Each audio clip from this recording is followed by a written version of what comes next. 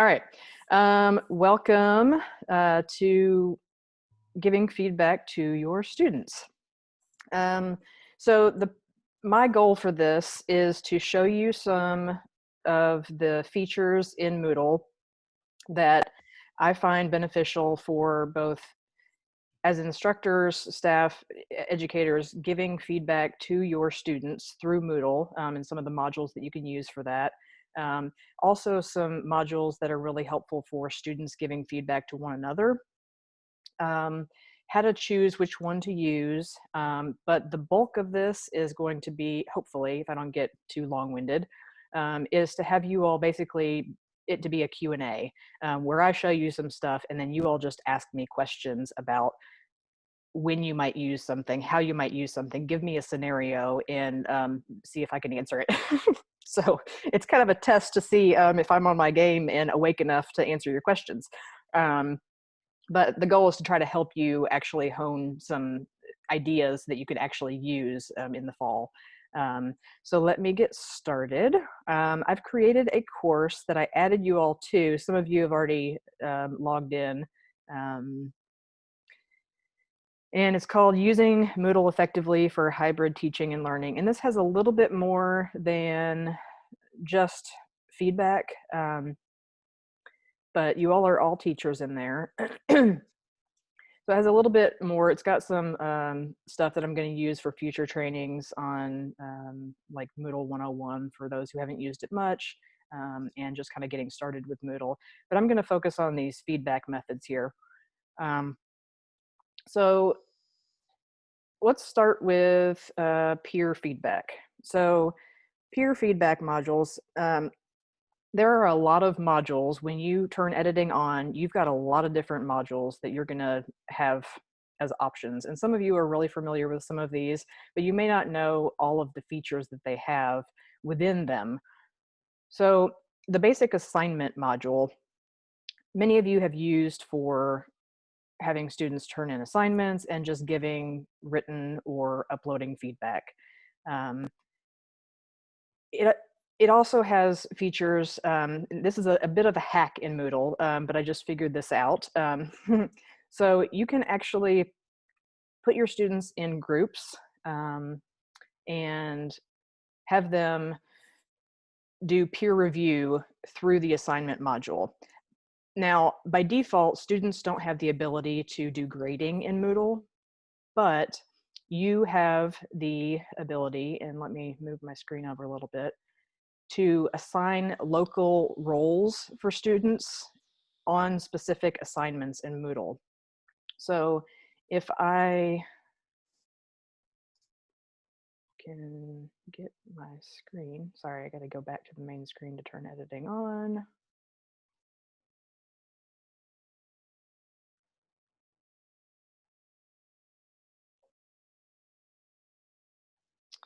Okay, so if I've got this assignment here and I click on edit, I've got this option to assign roles. So once I've got groups set up, I can click on assign roles and this will assign a local role for this assignment only. So not for the entire course, but I can go in and I can assign a non-editing teacher role or a teacher role for just this assignment. And then I can come in here and I could select all of the students in the class. And then I can add them and give them teaching roles for that assignment, which allows them to go in and assign grades, and it gives them access to the PDF annotation tools and to the Moodle audio and video feedback, which can be really helpful because then when they click on the assignment, they're going to see the option to hit view all submissions. And then when they're in groups, they're only going to see the people that they're in a group with. They're not going to see everyone. They're only going to see, like if they're in a group with one other person, they're only going to see that other person. So then they'll be able to come in and click on that grade and then mark up that person's paper with PDF annotation or use the Moodle audio All right, so I haven't actually uploaded anything here to show you an example. Does anyone want me to walk through that?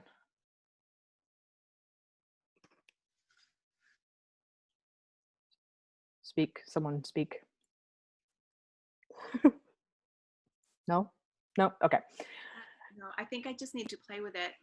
But you said the PDF annotation, you're going to show us that as well, right? Yeah, I'll go ahead and show you that. So let me add a student here real quick.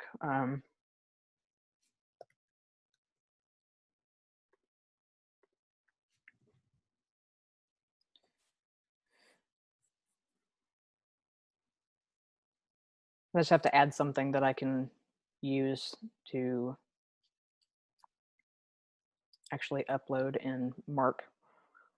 So I'm gonna go find a document somewhere.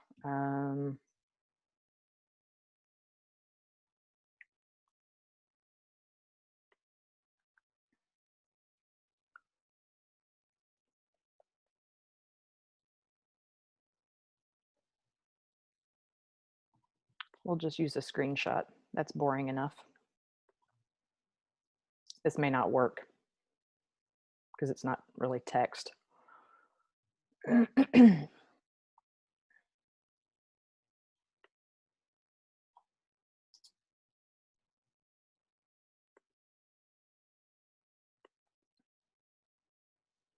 now I haven't created groups, so I'm going to see everyone in here, but since there's only one student, you'll get the idea. All right, so view all submissions. I see this right here. So if, let's say I'm in a group, I'm a student, I've assigned those roles, I'm going to come in here and I'm going to hit grade. We'll see if it actually creates a PDF.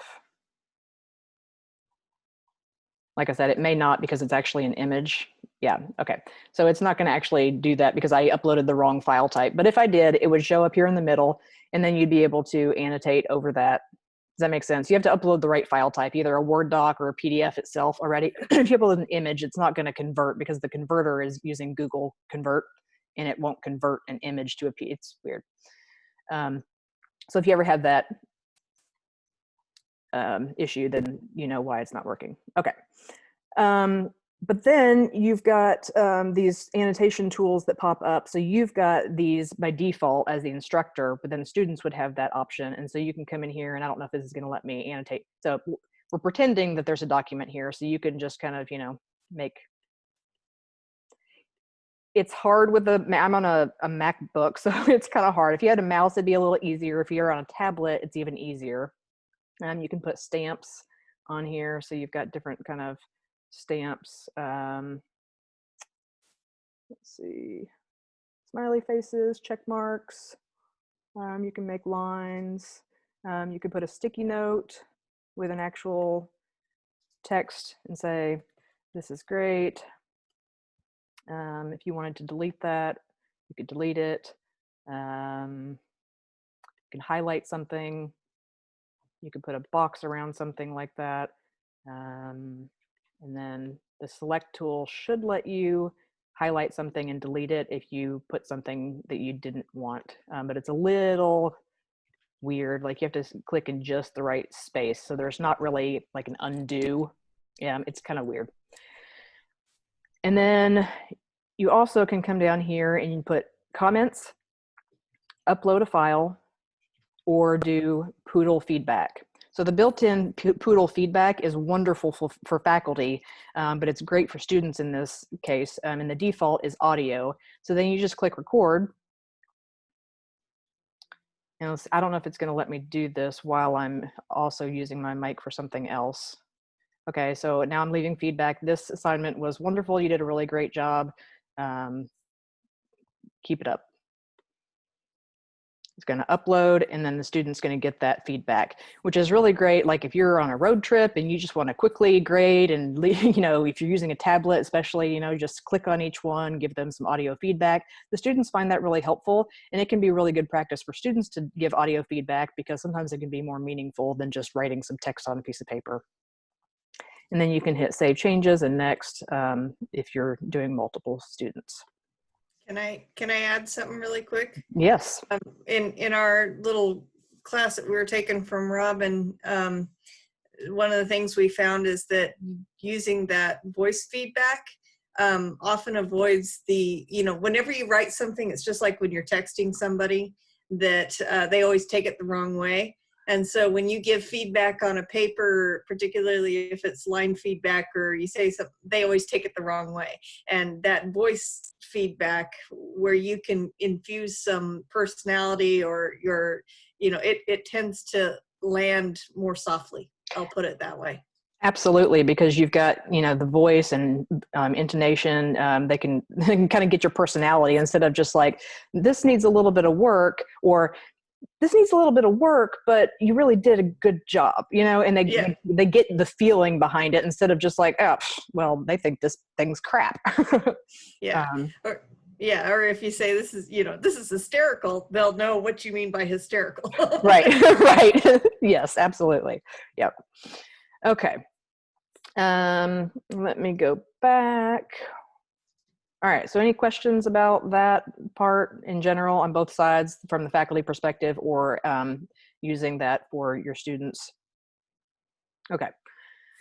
The second type of peer feedback is using the Turnitin assignment. So I don't know how many of you have used Turnitin in general. Most people use it just to run student papers through and get an originality report and make sure they're not plagiarizing.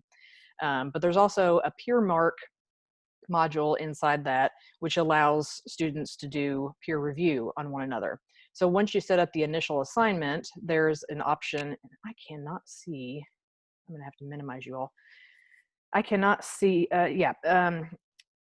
you click on this green icon right here to set up a Peermark assignment, and you give it a name, and come on up.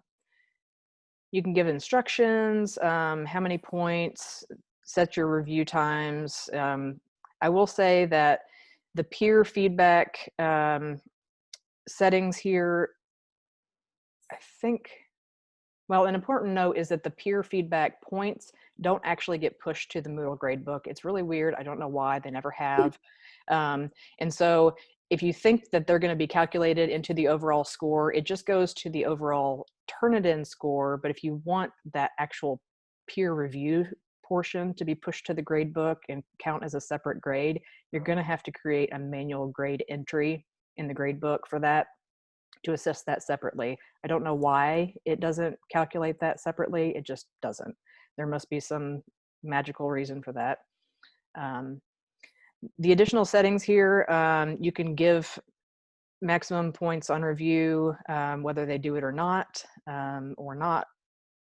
Let them see the names of their reviewers. They can do a submission without a review, and then automatically distribute papers for review, 1 to however many. I don't know how high that goes, but you can also let them self-select papers for review or force them to review their own paper. Then you go into the Peermark questions. You can set your own, or you can add some that are from the library. So there's a bunch of sample questions, and then you can edit those. And then the distribution, this is where you can, if you've set those settings, it'll show who's gonna get what. But I don't think that shows anything until after they've already submitted something in the first place.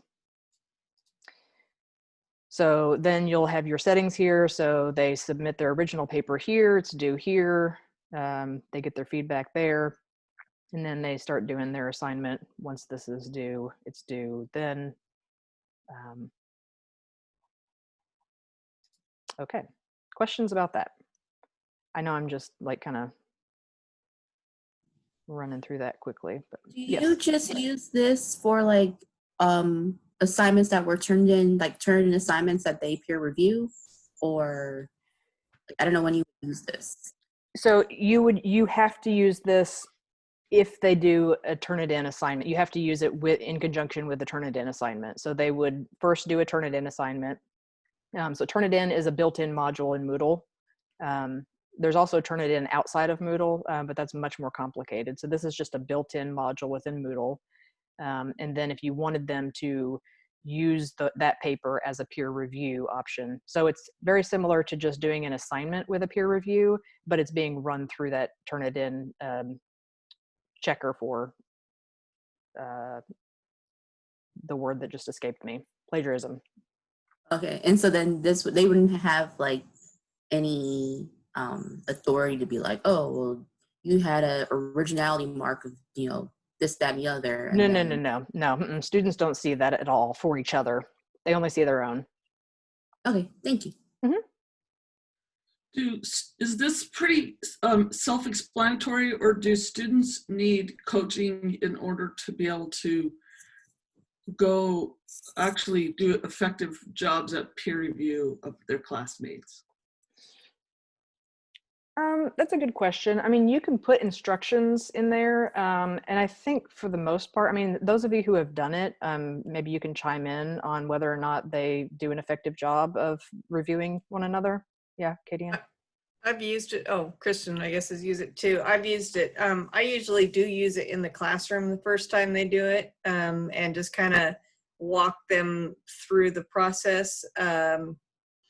And partly just to make sure that they're actually being as critical as I want them to be. But yeah, so I'll let Kristen chime in too. So. Yeah, I also give them quite a bit of guidance. So I actually pull questions directly from my rubric. And so the Peermark has a setting where you can give instructions, which just shows up as like a blob of paragraph at the beginning. But then you can also say you can mark up this paper, but you also have to answer each of these specific questions as you read through. And so I tend to do really specific questions that I make the students answer. And then they can provide additional comments annotated on the paper.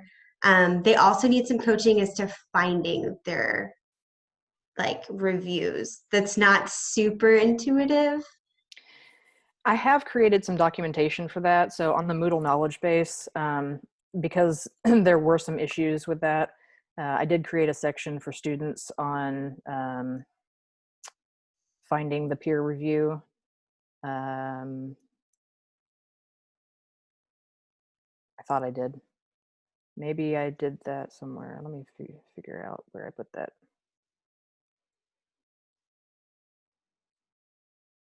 I can't see it. Screen's too small. Peermark reviews, student review. So here's the screen. This is instructions right here for how students get to it. Click on the Peermark icon to the right of the screen, right there, and then reading Peermark reviews. So that's a resource you can point them to. Hopefully that's helpful. Yeah, that's really helpful, because they're always like, yeah, I'm with Kristen. There was like, how do I see what they said, or yeah. I got many questions about that, so I created this resource, and I'm going to point back to this knowledge base a lot. So if you all aren't familiar with it, I spent a lot of time on this, so I expect you all to look at this because I feel like I wasted my time, and so I want you all to look at this and then tell other people about it, because this is a wealth of resources that I spent a lot of time making just for you. Thank you. You're welcome. Okay. Any more questions about Turnitin and Peermark? Okay. The workshop. And I have been very hesitant to show people this. It's a very powerful tool, but it takes a lot of time on the instructor side to set up. But it is a Moodle specific peer review tool. So I'm going to try to go through it, and you all probably will have more questions. I have not created my own documentation for it because I think the Moodle documentation is pretty sufficient. So the Moodle Workshop has multiple parts. You basically have to set up the initial settings with a name, a description, a grading strategy, and I think that this is where a lot of people start getting confused. because it does do some weird grading things, and it might be one of those things where you have to kind of play around with it, and then you can always change it after the fact. Like, this is not working, I need to change this. And worst case scenario, you have students go through it all, and then you just manually overwrite it in the grade book and say, you did the best you could, I'm going to assess a grade manually in the grade book. Robin used this for her class, and she went with comments, I believe. So you could use a rubric, but I don't think that works very well. Comments gives you the opportunity to actually type in just some ideas that students are supposed to use to review each other's work. Grade for submission, 80, that's the default. Grade for assessment is 20. And then you've got all these settings here. So submission settings, it wants you to put something here. It can be as simple as what I've put here, submit work here. Decide how many submissions they can attach. And then assessment settings. This is instructions for what they're supposed to assess. I just put something simple, assess your peers' work. You can allow them to assess their own work. Feedback. I left it at enabled and optional, but you can force them to provide feedback for one another. And you can allow them to upload feedback files. And then for the conclusion, you don't have, I think it wants you to put something in here, so I just put great job. I don't really understand that part. It's just like when they're finished, it's like, yay, you're done. You can give an example submission if you want. I didn't do that. You can set availability just like you can for an assignment. If you do this, then you have the option to switch to the next phase, which can be helpful so that you as the instructor don't have to go in every single time and switch it to the next phase. So you open it for submissions, and then once all of the students have submitted their initial assignment, it'll switch to the assessment phase, and you don't have to go in and switch. So then you get to this page right here, and it's going to tell me which things I haven't completed. So I haven't done the assessment form, so students aren't going to know what they're actually assessing. So I've got to click on that. Since I selected comments, it's going to give me these aspects that I can type in something here that they're supposed to be reviewing the student on. So I would type, the aspect 1 that they're supposed to be looking at the student's paper about. If you chose rubric, then it would be more of a rubric that would pop up that you're supposed to fill in that students are supposed to be looking at. So you would fill that out, and you can preview that, and then you have to switch to the submission phase, and it's going to say yes. And you have to do this initially to set everything up. So once you set this up, then you go into allocate submissions, and you can decide whether you're going to do it manually or random, or if you want to do scheduled allocation. So if you did your timing in the first step, you can go to scheduled allocation, and you can come in here and you can say automatically allocate submissions at the end of submission phase. And you can come down here to settings, and you can set how many reviews each student needs to do, and whether or not they can assess anything if they haven't submitted anything. You can change this after the fact. Like I said, as the instructor, you have quite a bit of latitude to go back in and go, okay, well, that didn't work, or so-and-so didn't turn this in, and so this person has somebody to review, but this person doesn't, and this is all messed up. So you can just say, remove current allocation, start over. I'm just going to do manual allocation. So you do have that option. Okay. So then you can just kind of go through each of these to make sure everything is set up. Everything looks okay. You have to do this initially the first time to make sure everything is set. The grading evaluation method, the default is comparison with the best method, which is, I don't even know what that means. I'm assuming if you had like 5 KDN, you probably have some idea of what that means, but I don't. If you had 5 people reviewing you, you would get the best review, and that would count for you. But I added this participation credit and left it at proportional, but you could do at least one. So some of this doesn't even make sense to me because I don't understand how you all actually grade and use this stuff. But then those grades will be assessed down here. So if somebody turns something in here, CTL test turns something in, they'll get an 80 for submission. And then if Katie Ann reviews, sorry, I'm picking on you, you'll get a 20 for assessment. But if the instructor goes back and says, you know what, that assessment was a little too kind, I'm going to go back in and change that. You'll have the option to go in as the instructor and change that and make that more like a 17 or something like that.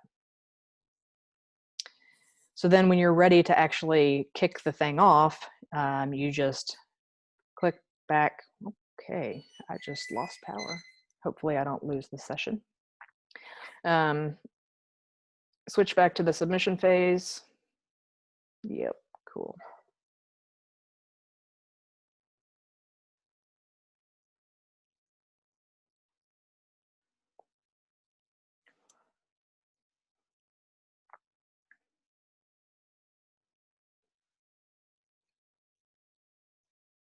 It was just kind of like it was something that they had to do just to complete it, you know, but it was good for the peer review aspect of it. I wouldn't use it as a important formal assessment of some variety. So all right, thanks for the thoughts, Katie, and I appreciate it.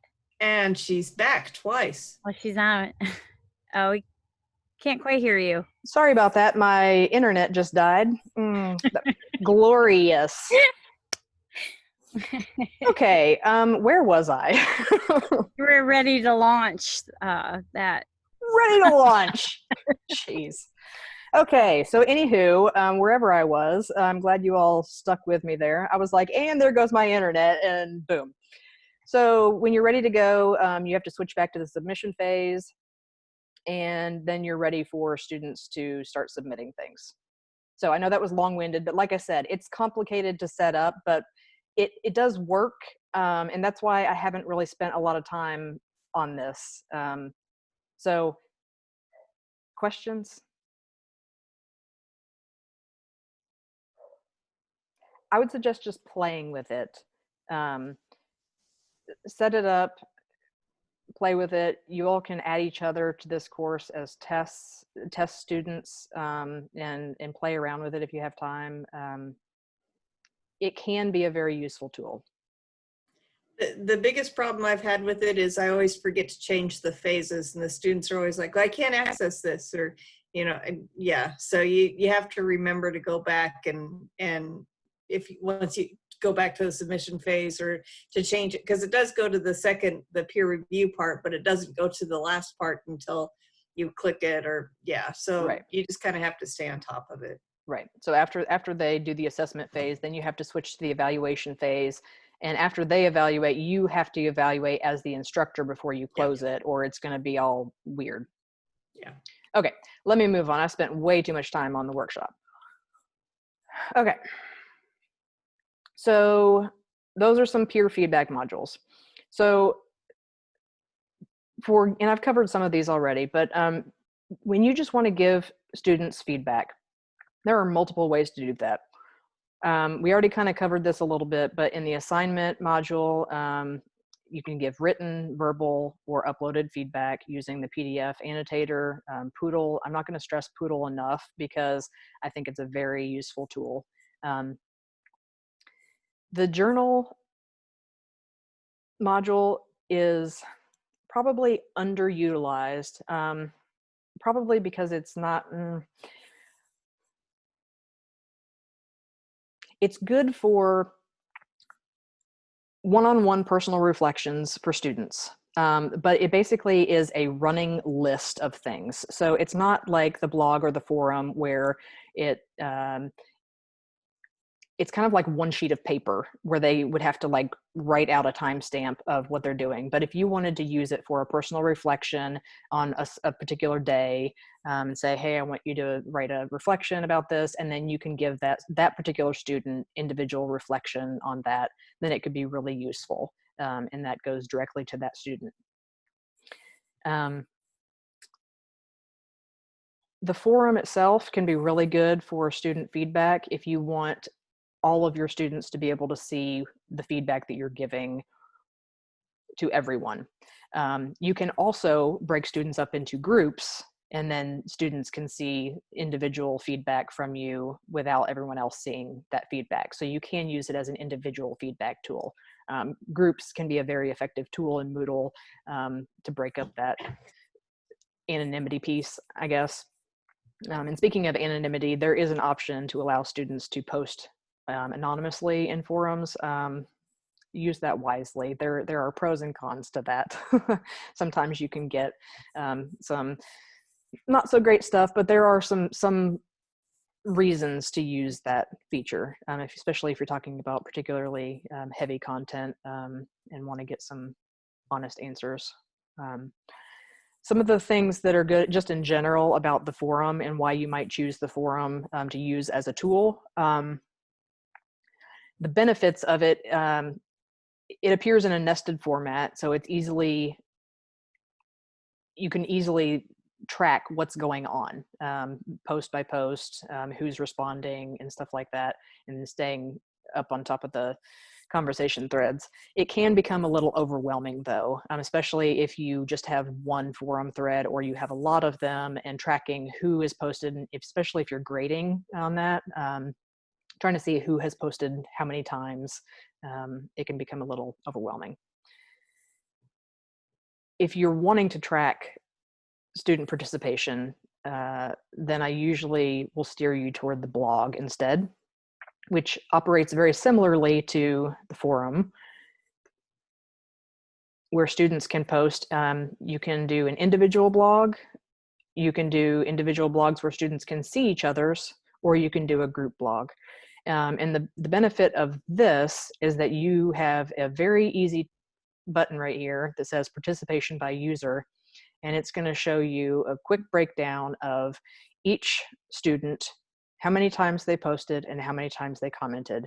So if you've got a stipulation where you expect them to post 2 times and comment on 2 people's posts, you're going to be able to quickly glance at this and say, you have accomplished that.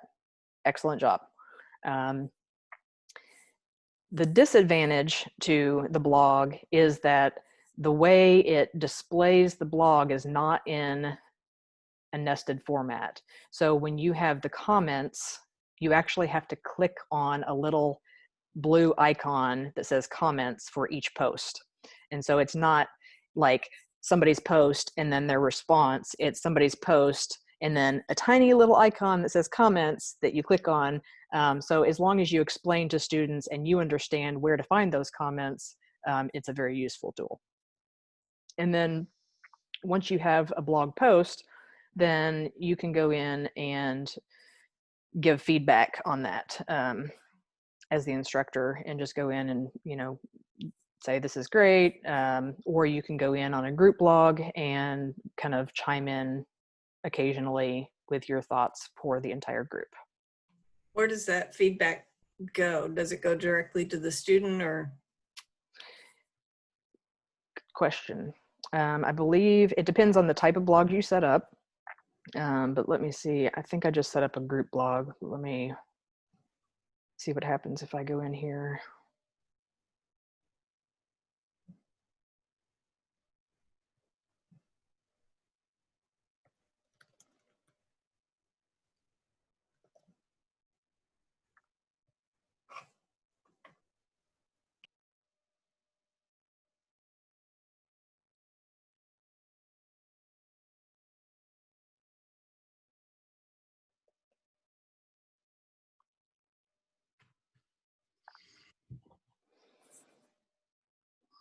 All right, so I'm going to go in here and add a comment.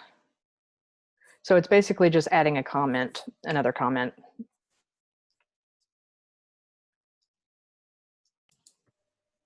Okay, so anybody Yeah. that's part of that group would see your feedback. Yeah, correct. Okay.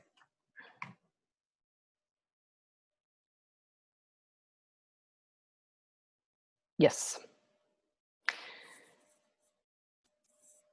All right. Any more questions about the blog or the forum?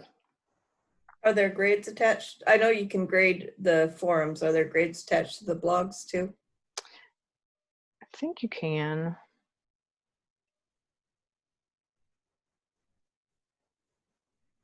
No, I can poke around on that. But. Yeah, why can't I can never remember anything on the fly. But yeah, you can do grades or ratings, or so you can do teacher grade students, or you can use ratings. Okay. And then if you use ratings, I don't think so. The difference is you can give them with a blog, you can, that's an important distinction as well. With a blog, you can give them an overall grade for the blog itself, for the overall activity, or you can give ratings, which means you can give them, you can assess a grade based on each post. So if you used ratings, you could come down here and you could use sum of ratings, and you could give them like 5 points for each post versus giving them like 100 for the entire blog, which could have its benefits as well. Okay, thank you. And then another type of feedback is just using the quiz. So you can obviously use the quiz to assess students, but you can give them feedback in there as well. So the quiz also has the ability to use the Moodle feedback.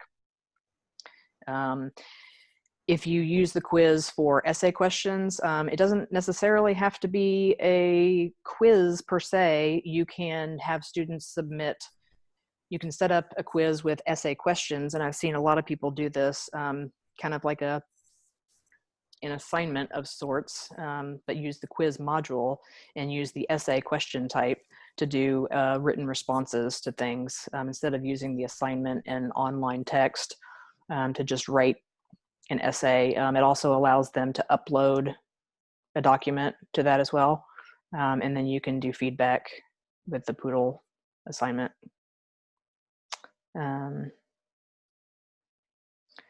How can I check if students read the feedback? On which module, Alicia?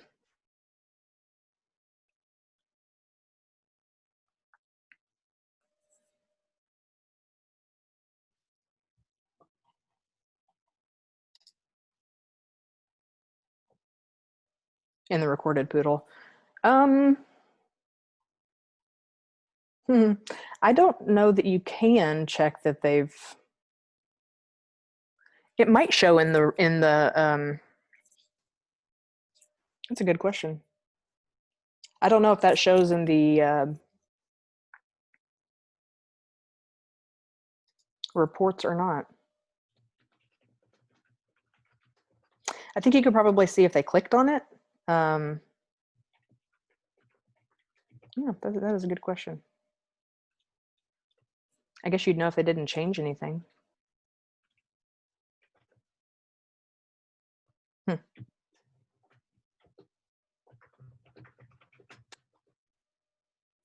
Yeah, I don't know the answer to that. I'm gonna have to look into that. It's a good question.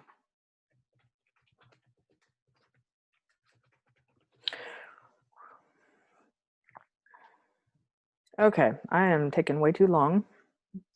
Gathering feedback from students. Let me just quickly run through a couple of these. So some of these are probably lesser known to you all. The feedback module itself is a great tool just to collect some responses from students. So I don't know what you all do for midterm evaluations, or if you just wanted to kind of see where students are. Sometimes you might just ask them or do a quiz or something like that. But you can set up this feedback tool and just set up some questions. So I've set up, let's see, yeah, you can add questions like long answer, multiple choice, and it's basically just like a little survey. Just kind of ask them where they are, and it can just be like a quick little response. It could be used for just-in-time teaching, just to kind of get a quick little like, where are you, just so we can go to the next topic and I have an idea of where you stand.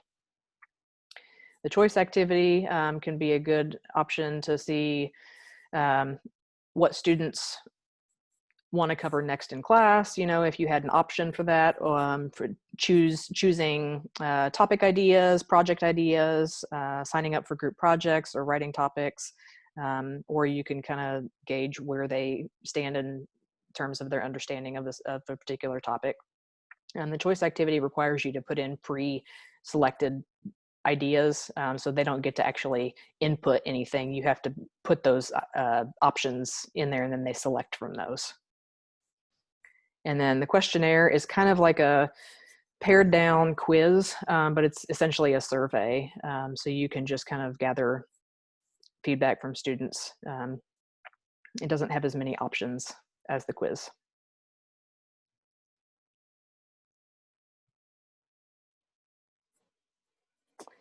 And then I just kind of put some collaboration tools on here. I've rarely seen people use the glossary because people look at the glossary and they're like, well, I don't need a definition of terms. I mean, some people might, but I have seen people get really creative with the glossary. And it can be a really collaborative tool for students because you can create lists of websites or resources and you all can work on it together. So you can have students create content, collate information, and it can be a really effective way to kind of have them work together to build something for the class. It can also be just used for terms that they need to know, or dates, times, events. It's also one of those things that I think you can make a block on the side of the course that can show up as something kind of running along the side. Again, you can have them blog together, or you can have them create a class wiki. These are not all of the collaboration tools, but these are just some of the collaboration tools that are built into Moodle. And then Browser Board has nothing to do with Moodle, but it's an easily linked website that allows you to have an online whiteboard for students to collaborate. So you just put the link to Browser Board and students can collaborate, and all they need is your name and everyone can annotate on the board, and then you can write out your ideas in real time. You doing okay there, Andre? Can't hear you. Your face just looked like, what? I don't know if that was amazement and wonderment or, oh my God, you're boring me to death. Okay, I'll leave you alone. I can't hear you. You're muted. That's probably best.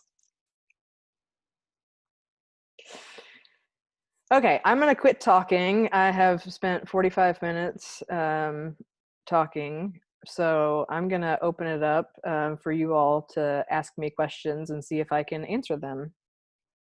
What questions do you have?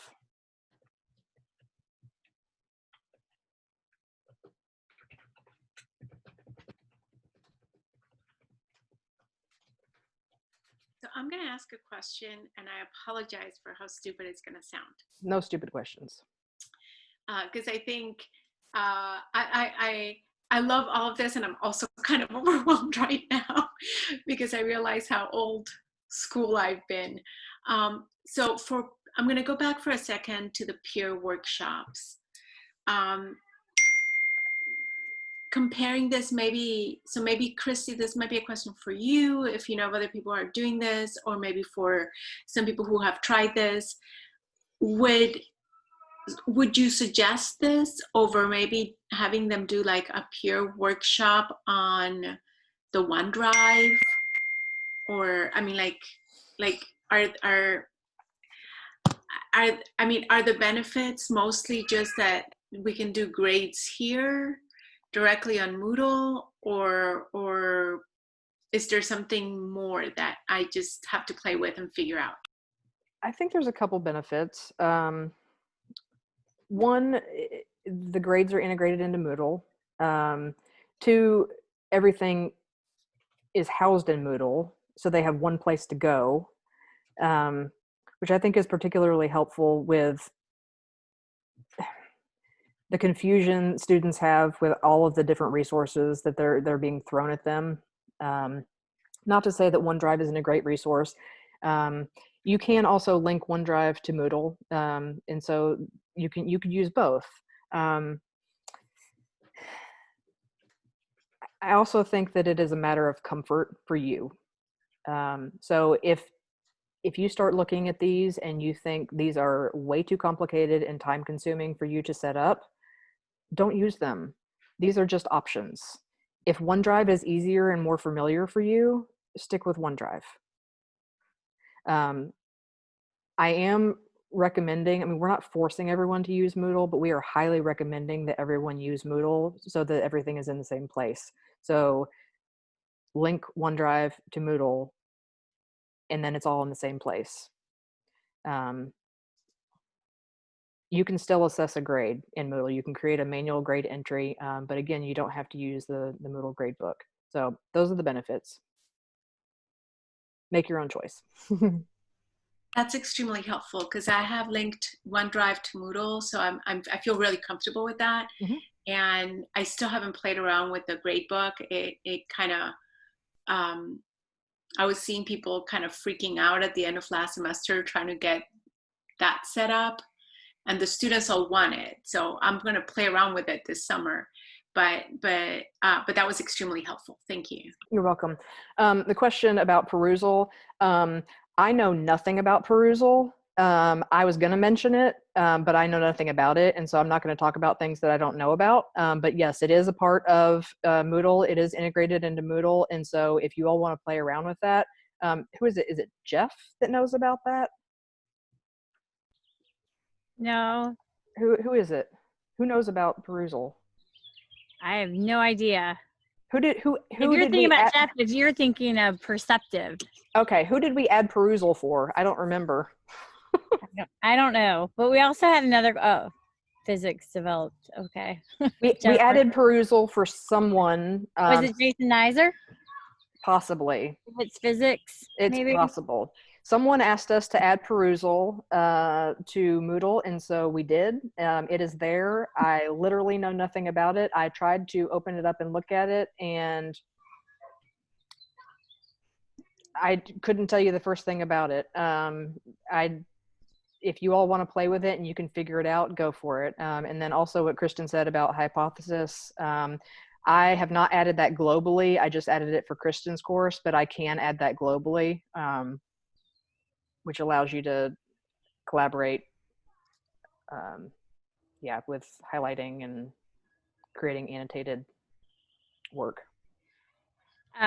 Christy, we also had a question. Jennifer and Kristen wanted to know about browser board, if it could be used in groups. And I told them we might need to check that out because I didn't know offhand. I don't know. That's a good question. I kind of feel like anything can be used in groups, but I don't know how that would work. So if you set up,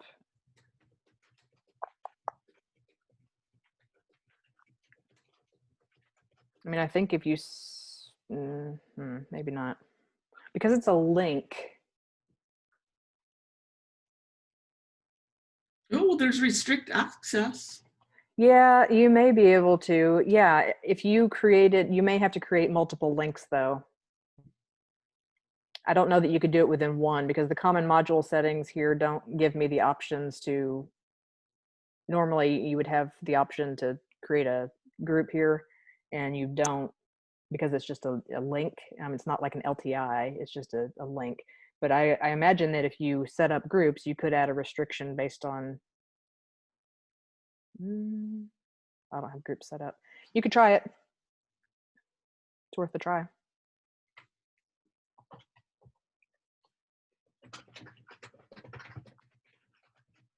What else we got? I'm trying to look at the chat too. Yeah, duplicate the link and restrict access by groups.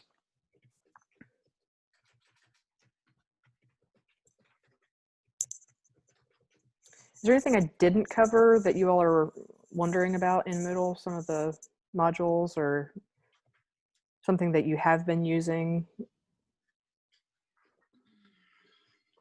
that I didn't cover?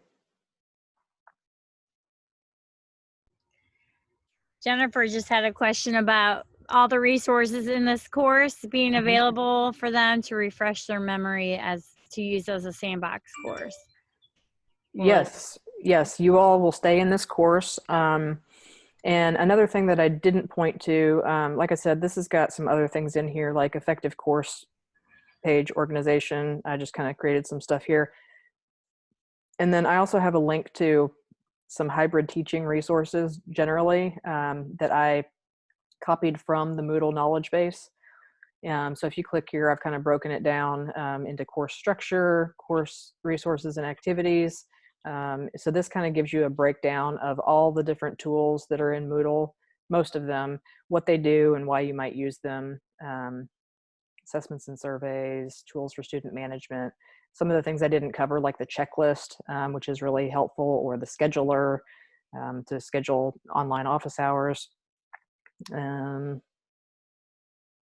course management. This part's really helpful. I know it's a little wordy, but some helpful stuff there. Again, also on the Moodle knowledge base, hybrid teaching resources. That's easier to, excuse me, to look at with the links there. And then Ava had a question about if they use a stylus to annotate PDFs on Moodle, is it easy for the students to see? Yes. Yes. In fact, I mean, using a tablet for using it with the PDF annotator is obviously much easier than using a computer with a mouse. It's hard unless you have a really steady hand. It's just going to be a little more jumpy. So yeah, grading on a tablet is easier, but not everyone has one, and the students can see that feedback pretty well.